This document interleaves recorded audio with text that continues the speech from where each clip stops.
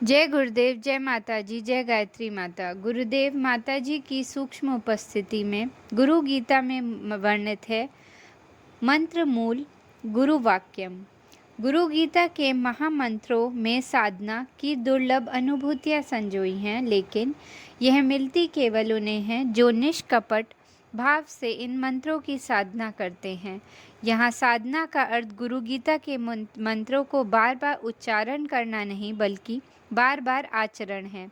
जो कहा जा रहा है उसे रटो नहीं, बल्कि उसे जीवन में उतारो, आचरण में ढालो, उसे कर्तव्य मानकर करो। जो इस साधना सूत्र को स्वीकारते हैं, फल ऋतुएं भी उन्हीं के अंतर चेतना में उतरती हैं। सिर्फ बातें बनाने से काम नहीं चलता। श्री रामकृष्ण परमहंस देव कहा करते थे कि यदि घर में चिट्ठी आई है तो जोड़ी धोती, एक कुर्ते का कपड़ा और 1 किलो मिठाई भिजवाना है, तो फिर वैसा करना पड़ेगा कि बाज़ार जाकर यह सामान खरीदकर भिजवाना होगा। केवल चिट्ठी रटने से काम चलने वाला नहीं है। गुरु गीता के महामंत्रों में महेश्वर महादेव जो कुछ भी माता पार्वती से कह रहे हैं, उसके अनुसार जीवन को गढ़ना ढालना होगा।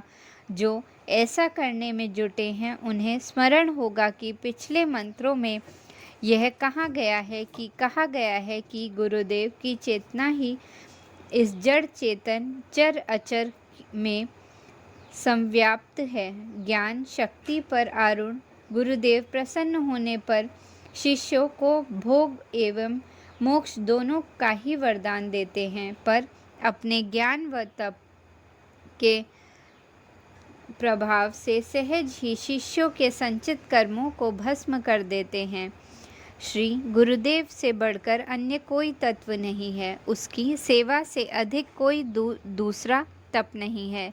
गुरुदेव की जगत ही जगत के स्वामी हैं, वे ही जगत गुरु हैं। शिष्य के आत्मरूप गुरुदेव ही अंतर चेतना की सृष्टि के समस्त प्राणियों की आत्मा है। ऐसे सर्वव्यापी सद्गुरु की महिमा बताने के बाद भगवान भोलेनाथ गुरुदेव की चेतना में समाये अन्य आध्यात्मिक रहस्यों को उजागर करते हैं।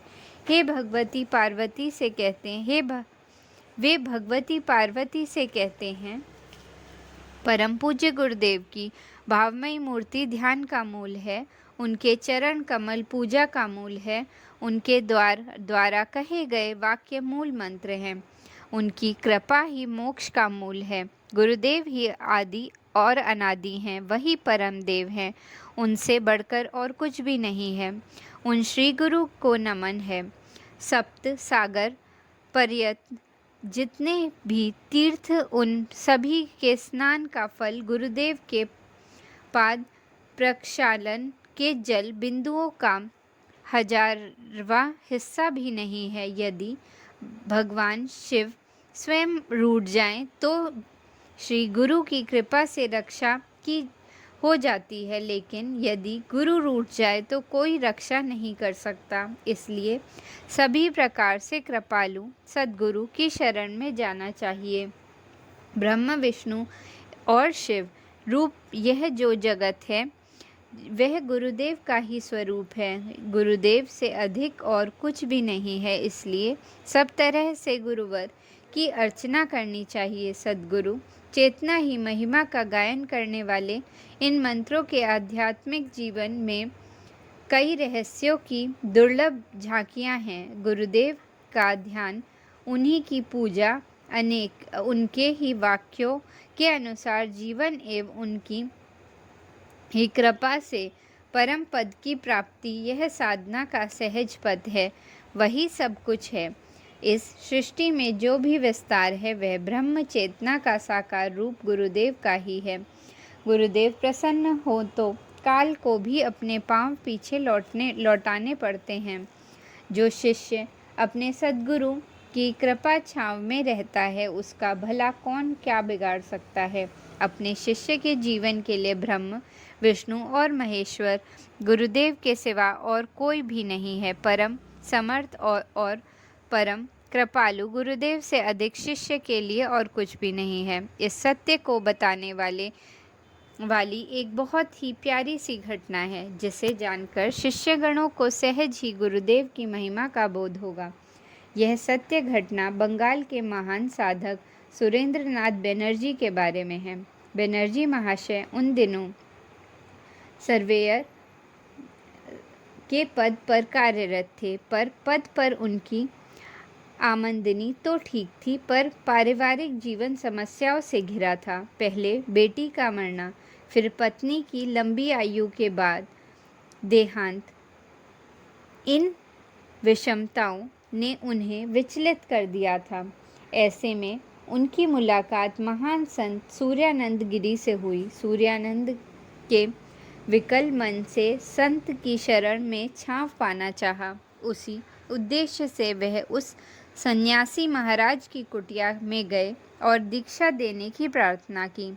यह प्रार्थना को सुनकर सन्यासी महाराज नाराज हो गए और उन्हें डपटते हुए बोले, आज तक तुमने सत्कर्म किए हैं। जो मेरा शिष्य बनना चाहते हो, जाओ पहले सत्कर्म करो। उनकी एक झिड़की को सुनकर सुरेंद्रनाथ विचलित नहीं हुए और बोले, आज्ञा दीजिए महाराज। सन्यासी सूर्यानंद गिरी ने कहा, इस संसार में पीड़ित मनुष्यों की संख्या कम नहीं है। उन पीड़ितों की सेवा करो, जो आज्ञा प्रभु। सुरेंद्रनाथ ने कहा, मैंने संपूर्ण अंत से आपको अपना गुरु माना है। आपके द्वारा कहा गया प्रत्येक वाक्य मेरे लिए मूल मंत्र है। आपके द्वारा उच्चारित प्रत्येक अक्षर मेरे लिए पराबीज है। ऐसा कहकर सुरेंद्रनाथ कोलकाता चले आए और लाचार दुखी मनुष्य की सेवा करने लगे। उन्हें अस्पताल में ले जाकर भर्ती करने लगे। निराश्रितों के सहारे बनकर सेवा करने लगे और गरीबों के मसीहा बन गए। धीरे धीरे पास ही सारी रकम समाप्त हो जाने पर वे कुली का काम करने लगे। उससे जो आमदनी होती उससे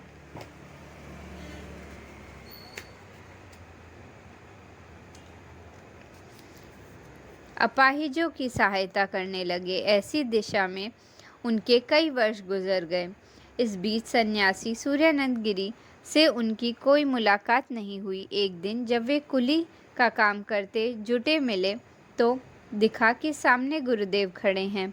सुरेंद्र ने प्रणाम करते हुए कहा। उनसे गुरुदेव ने कहा, सुरेंद्र, तुम्हारी परीक्षा समाप्त हुई, अब मेरे साथ चलो। इस आदेश को शीघ्राध्याय करके वे चुपचाप गुरु के पीछे पीछे चल पड़े। गुरुदेव उन्हें बंगाल आसाम पार कराते हुए बर्मा के जंगलों में ले गए। यहीं से उनकी साधना का क्रम शुरू हुआ। गुरु कृपा से वह महान सिद्ध संत महानंद गिरी के नाम से प्रसिद्ध हुए। परवर्ती काल में जब कोई उनसे साधना का रहस्य जानना चाहता तो वे एक ही बात कहते, मंत्र मूल गुरु वाक्यम। गुरु वाक्य मूल मंत्र है। इसकी साधना से सब कुछ स्वयं ही हो जाता है। सचमुच ही गुरुदेव की महिमा अनंत व अपार है। जय गुरुदेव।